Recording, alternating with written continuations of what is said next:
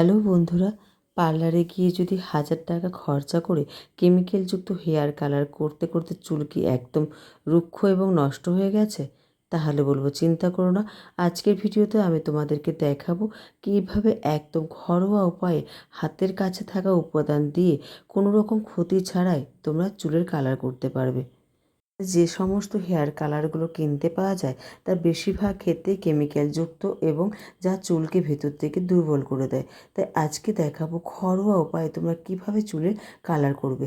এতে চুল যেমন কালার হবে তেমনি চুলটা সুন্দর এবং সিল্কি হবে। যাদের চুল পড়া বৃদ্ধি পেয়েছে তাদের চুল পড়াও বন্ধ হবে, চুলটা সুন্দর হয়ে উঠবে। হ্যাঁ, খুশকির সমস্যায় ভুগছো যারা, তারা এই প্যাকটা একবার ইউজ করো, খুশকিও সহজেই দূর হয়ে যাবে। বন্ধুরা, কথা না বাড়িয়ে আমরা সরাসরি ভিডিওতে চলে যাই।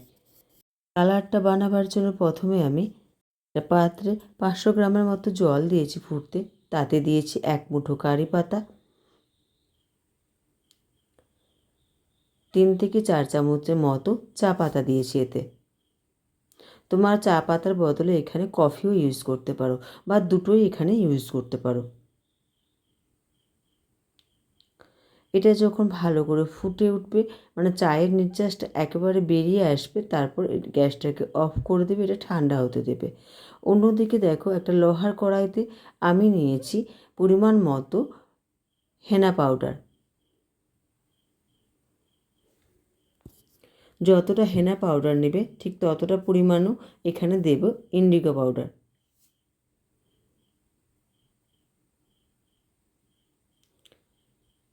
এই দুটো উপকরণ মেশাবো আগে থেকে তৈরি করে রাখা চায়ের লিকারটা দিয়ে। পুরো চায়ের লিকারটা ঢেলে দিয়ে মেশাবে না, অল্প অল্প করে দিতে থাকবে আর একটু করে মেশাতে থাকবে, যাতে পরিমাণটা ঠিকভাবে এটা ভালোভাবে মেশানো যায়। সাথে দিয়েছি আমি 1 চামচের মতো লেবুর রস। ব্যাস, আর কিচ্ছু লাগবে না। পুরো উপকরণটা খুব ভালো করে মিশিয়ে নিতে হবে। নিয়ে এটা এভাবে সারা রাত রেখে দিও, কারণ সারা রাত রেখে দিলে দেখবে মানে যে হেনাটা পুরোটা কালো হয়ে গেছে। তারপর পরের দিন সকালবেলা সারা চুলে একদম গোড়া থেকে আগা পর্যন্ত লাগিয়ে নাও। লাগাবার পর 3 থেকে 4 ঘন্টা রাখবে, তারপর নর্মাল জল দিয়ে ধুয়ে নিও। সেদিন শ্যাম্পু করো না, শ্যাম্পু করলে চুলের রঙটা আসবে না, তাই সেদিন জাস্ট নর্মাল জল দিয়ে ধুয়ে নিও।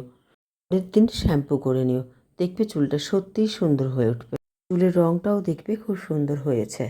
ফ্রেন্ডস, যদি ভিডিওটা ভালো লেগে থাকে তাহলে প্লিজ চ্যানেলটিকে সাবস্ক্রাইব করে দিও, পাশে থাকা বেল আইকনটি প্রেস করো আর অবশ্যই লাইক এবং বন্ধুদের মাঝে এই ভিডিওটা শেয়ার করে দিও।